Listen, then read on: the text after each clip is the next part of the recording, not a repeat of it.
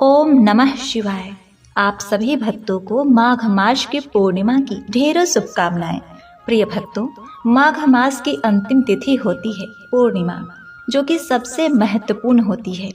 पुराणों के अनुसार माघ मास में पूर्णिमा के दिन देवता धरती पर आते हैं और गंगा में स्नान करते हैं।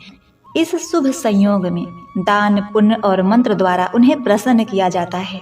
पुराणों के अनुसार माघ पूर्णिमा के दिन स्वयं भगवान श्री विष्णु गंगा जल में निवास करते हैं। इस दिन गंगा स्नान करने से विष्णु जी के साथ साथ माता लक्ष्मी भी बहुत ही प्रसन्न होती हैं तथा धन संपदा, लक्ष्मी, यश, सुख, सौभाग्य तथा उत्तम संतान की प्राप्ति होती है। माघी पूर्णिमा पर गंगा तथा अन्य पवित्र नदियों तथा सरोवर तट पर स्नान करके तिलांजलि देना चाहिए तथा पितृ तर्पण करना चाहिए। इस दिन दान दक्षिणा का 32 गुना फल मिलता है, इसलिए इसे माघी पूर्णिमा के अलावा बत्तीसी पूर्णिमा भी कहते हैं। और इस बार 144 साल बाद लगने वाले महाकुंभ का अमृत स्नान भी माघ पूर्णिमा के दिन किया जाएगा। माघ पूर्णिमा के ठीक अगले दिन से पवित्र फाल्गुन मास की शुरुआत हो जाएगी और फाल्गुन मास में भगवान शिव की पूजा का विधान है। पूर्णिमा तिथि पर भगवान विष्णु और माता लक्ष्मी जी के साथ साथ भगवान शिव सहित पूरे शिव परिवार का पूजन किया जाता है और इन सबके साथ साथ पवित्र नदियों में स्नान करने के अलावा अपनी सामर्थ्य के अनुसार दान पुण्य भी किया जाता है। दान करने से सभी तरह के संकट मिट जाते हैं। तो चलिए आपको बताते हैं कि इस बार माघ पूर्णिमा कब है, पूर्णिमा तिथि कब से कब तक रहेगी, व्रत किस दिन रखा जाएगा और स्नान दान का शुभ मुहूर्त क्या रहेगा, चंद्रोदय का समय क्या रहेगा, इस दिन राहु काल का समय क्या होगा। और सबसे विशेष बात कि इस बार माघ पूर्णिमा के दिन ही भद्रा भी लग रही है। तो भद्रा काल कब से कब तक रहेगा और भद्रा का वास कहाँ रहेगा, क्या यह भद्रा पृथ्वी लोक पर शुभ रहेगी या अशुभ, तो चलिए आपको बताते हैं। प्रिय भक्तों, यदि आपको यह जानकारी अच्छी लगे तो कृपया वीडियो को लाइक करके कमेंट बॉक्स में ओम नमः शिवाय लिखकर जयकारा जरूर लगाइए। तो प्रिय भक्तों, वैदिक पंचांग के अनुसार माघ पूर्णिमा की तिथि की शुरुआत 11 फरवरी को शाम के 6:55 पर होगी और 12 फरवरी को शाम के 7:22 पर समाप्त होगी। सनातन धर्म में उदया तिथि को महत्वपूर्ण माना जाता है, तो ऐसे में 12 फरवरी को माघ पूर्णिमा का व्रत किया जाएगा। माघ पूर्णिमा वाले दिन ब्रह्म मुहूर्त का समय रहेगा सुबह के 5:19 से लेकर सुबह के 6:10 तक और माघ पूर्णिमा वाले दिन सूर्योदय का समय रहेगा सुबह के 7:02 पर तथा इस दिन अमृत काल का समय रहेगा शाम के 5:55 से लेकर 7:35 तक।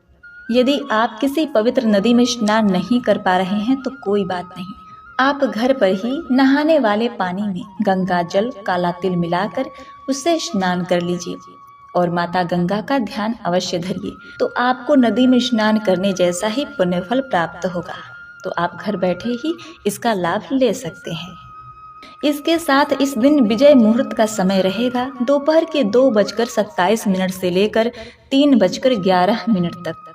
यदि आपको कोई भी शुभ कार्य करना है जिसमें आपको सफलता मिले, इसके लिए यह समय आपके लिए उत्तम रहेगा।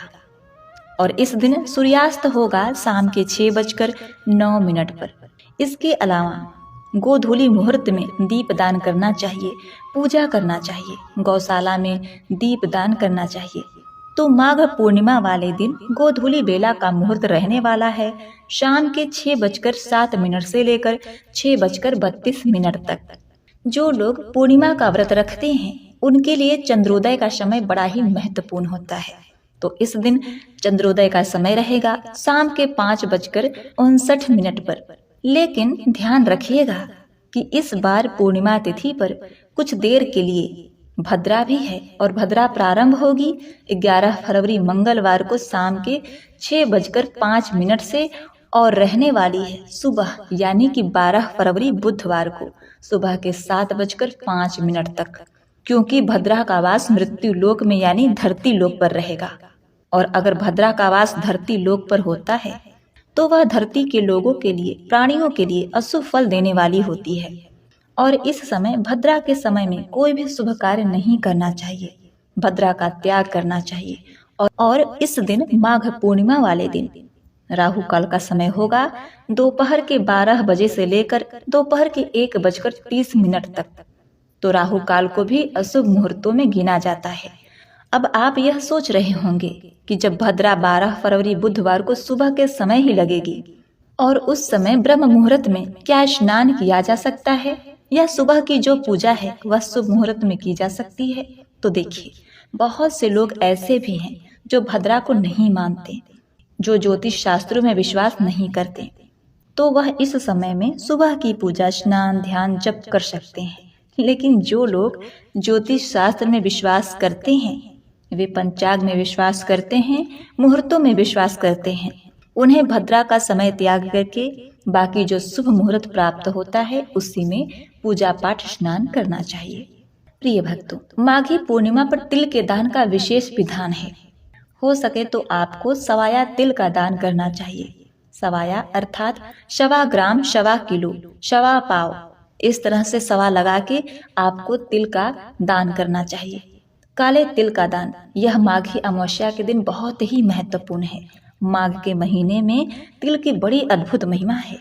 आपने सुना ही है, पहले भी हमने आपको बताया है, यह अंतिम दिन है माघ का। तो इस दिन आपको तिल का दान अवश्य ही करना चाहिए, तिल का सेवन भी करना चाहिए। जब आप व्रत खोलेंगे तो उसमें तिल का सेवन अवश्य करिएगा। आप तिल गुड़ के लड्डू खा सकते हैं, तिल से बनी हुई कोई भी मिष्ठान सामग्री खा सकते हैं।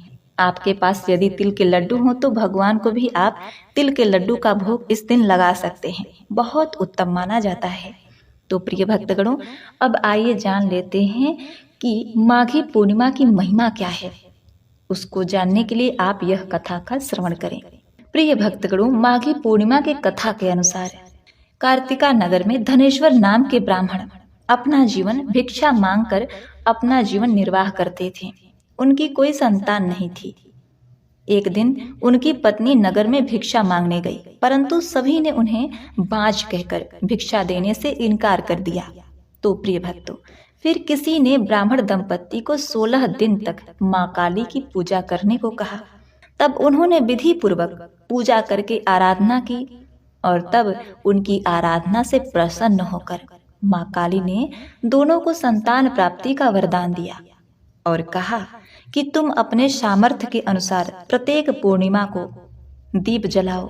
इस तरह हर पूर्णिमा के दिन दीपक बढ़ाते जाना है जब तक कम से कम 32 दीपक न हो जाए।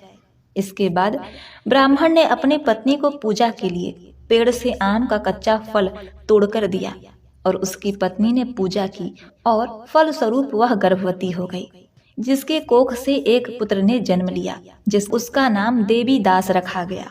देवीदास जब बड़ा हुआ तो उसे अपने मामा के साथ पढ़ने के लिए काशी भेजा गया। काशी में धोखे से देवीदास का विवाह हो गया। देवीदास ने कहा कि वह अल्प आयु है, परंतु फिर भी जबरन उसका विवाह करवा दिया गया। कुछ समय बाद काल उसके प्राण लेने आया, लेकिन ब्राह्मण दंपत्ति ने पूर्णिमा का व्रत रखा था, इसीलिए काल उसका कुछ नहीं बिगाड़ पाया। तभी से कहा जाता है कि पूर्णिमा के दिन व्रत करने से संकट से मुक्ति मिलती है और सभी मनोकामनाएं पूर्ण होती है। और इस प्रकार अन्य कथा के अनुसार, पौराणिक कथा के मुताबिक नर्मदा नदी के तट पर सुभ्रवत नामक विद्वान ब्राह्मण रहते थे, लेकिन वे काफी लालची थे। उनका लक्ष्य किसी भी तरह धन कमाना था और ऐसा करते करते ये समय से पूर्व ही वृद्ध दिखने लगे और कई बीमारियों की चपेट में आ गए।